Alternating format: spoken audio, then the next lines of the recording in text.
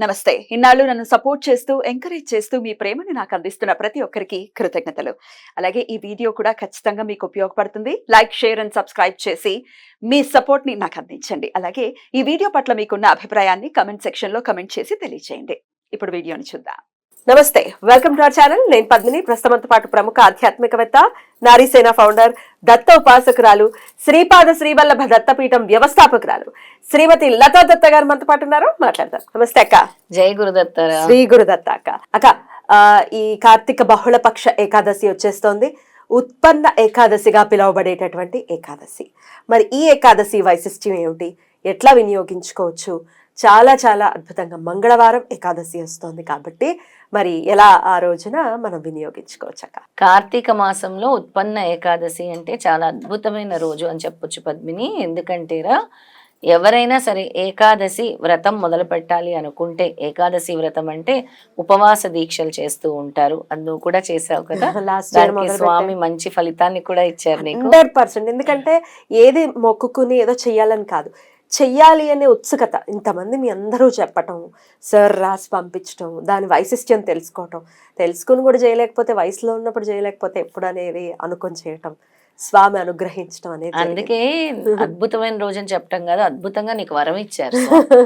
ఏకాదశులు చాలా నిష్టగా నువ్వు చేయటం మొదలుపెట్టిన తర్వాత స్వామి వెంటనే నీకు అంతటి ఫలితాన్ని ఇచ్చారు. అలాగే ఎవరైతే ఈ ఏకాదశి వ్రతాన్ని మొదలు పెడతారో, ఇప్పటి నుంచే మొదలు పెట్టాలి. కార్తీక మాసంలో వచ్చేటటువంటి ఉత్పన్న ఏకాదశి నుంచి 24 ఏకాదశులు, అంటే మళ్ళీ నెక్స్ట్ ఇయర్ కార్తీక మాసం వరకు ఈ వ్రతాన్ని ఆచరించాలి. అంటే దీంట్లో ముఖ్యమైనది ఏంటి, వ్రతాన్ని అంటే ఏం చేయాలి అని కాదు, ఉపవాస దీక్ష అనేది ప్రథమం. అలాగే ఈ ఏకాదశి వైశిష్ట్యం ఏంటి, ఈ ఏకాదశి రోజు ఏం చేశారు, దేవతలు ఏం చేశారు, ఈ ఏకాదశి వల్ల మేము ఉపవాస దీక్ష చేయటం వల్ల ఎలాంటి ఫలితాన్ని స్వామి మాకు ఇస్తున్నారు అని మనం ఎప్పటికప్పుడు చెప్తూనే ఉన్నాము.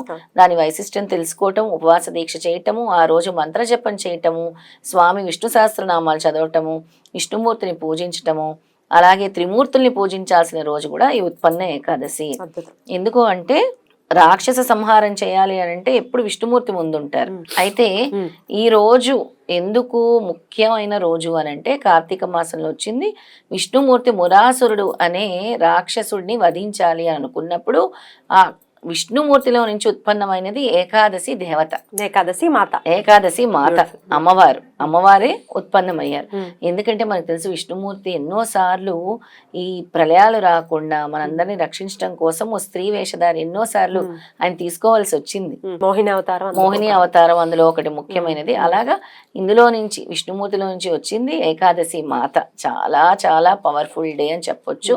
అలాగే ఎంతో మంది అనుకుంటూ ఉంటారు, మేము గోదానం ఇవ్వాలి, ఈ రకరకాల బాధల నుంచి, దోషాల నుంచి నివృత్తి చెందాలంటే గోదానం ఇవ్వని. చాలా శ్రేష్టం కదా, చాలా శ్రేష్టం గోదానం అంటే. ఎలాంటి మహా పాతకాలైనా కూడా పోయేది గోదానం వల్ల. నిజంగా డబ్బున్న వాళ్ళు నిజంగా చేసుకోవాలి కదా, చేసుకోవాలి చూపించకుండా చక్కగా చేసుకుంటే. అందుకే పద్మిని, ద్రవ్యశుద్ధి అంటే ఏంటి, గోదానాలు చెయ్యాలి.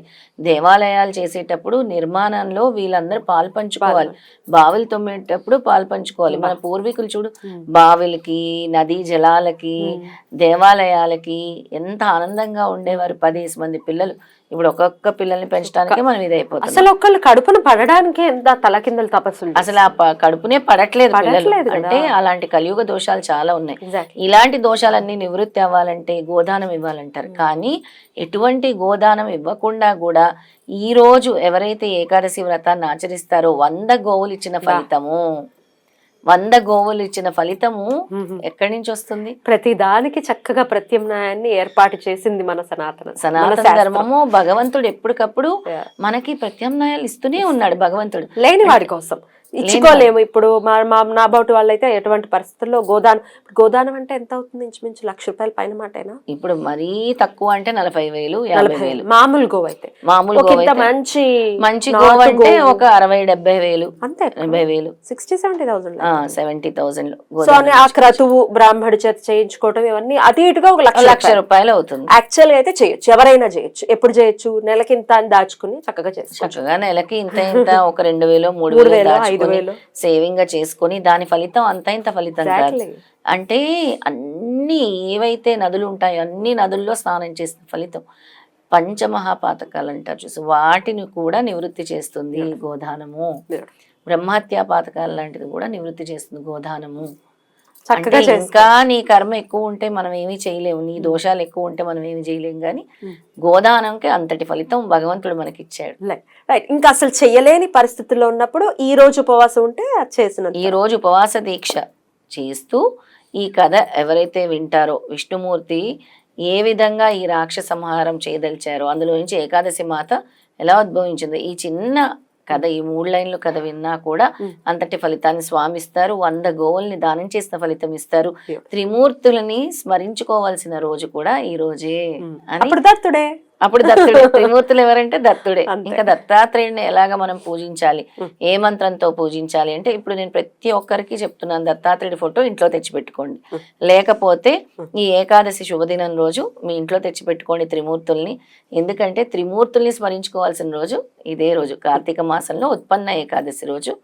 దత్తుడిని చక్కగా మీరు పుష్పాలతో పూజించండి. ఆయనకు కావాల్సింది ధూప దీప నైవేద్యాలు. ఆయనకి ధూపం అంటే ఎక్కువ ఇష్టం, గంధం అంటే చాలా ఇష్టం దత్తుడికి. అందుకే దత్త బొట్టు పెడుతూనే ఉంటాం, గంధం పెట్టి మధ్యలో కుంకుమ. అలాగే దత్తుడిని ఏ విధంగా స్మరించుకోవాలో ఆ స్తోత్రం ఇప్పుడు చెప్పబోతున్నాను. ఓం అం హ్రీం క్రోం ఏహి దత్తాత్రేయాయ స్వాహ. ఓం ఔం క్రీం క్రోం ఏహి దత్తాత్రేయాయ స్వాహ. ఓం ఔం క్రీం క్రోం ఏహి దత్తాత్రేయాయ స్వాహ. ఈ దత్తాత్రేయ మహామంత్రాల్లో ఒక మహామంత్రం. ఆ రోజు ఎవరైతే ఈ దత్తాత్రేయ మహామంత్రం స్మరిస్తారో త్రిమూర్తులు అనుగ్రహముకి పాత్రులవుతారు. పద్మిని, అద్భుతం. 108 సార్లు. ఇంకా నన్ను అడిగితే 108 సార్లు కాదు, 10 మాలలు చేయమని చెప్తాను, 1008 సార్లు.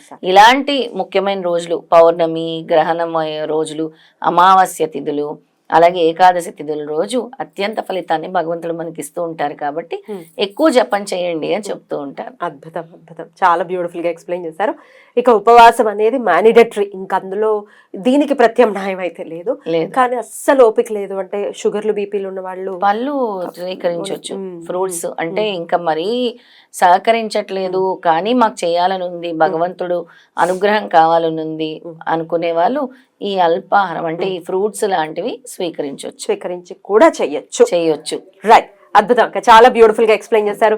అసలు మొదలు పెట్టాలి అనుకునే వాళ్ళకి వచ్చేస్తోంది మరి ఏకాదశి, కాబట్టి చక్కగా దాన్ని సద్వినియోగం చేసుకోవాలి, ఖచ్చితంగా చేసుకోవాలి. ఎటువంటి పరిస్థితుల్లో వదలకండి. రెమెడీలు కాదు, ఈ ఏకాదశులకు ఉన్నంత పవర్ ఇంకా వేరే దేనికి ఉండదు, అస్సలు ఉండదు. అందుకే మనం ప్రతి ఏకాదశి కూడా లక్ష్మీ కుబేర వ్రతం చేస్తున్నాం మన పీఠంలో. ఏదో ఒక ఏకాదశి, ఈసారి ఏకాదశి రోజు కూడా మనం లక్ష్మీ కుబేర వ్రతం చేస్తాం. మరి మీరు అందులో పాలు పంచుకోవాలనుకుంటే లత గారి నంబర్ కి కాల్ చేసి రిజిస్టర్ చేసుకోండి. రైట్ అక్క, thank you so very much. నమస్తే. శ్రీపాదరాజం శరణం ప్రపద్యే. శ్రీ దత్తరాజం శరణం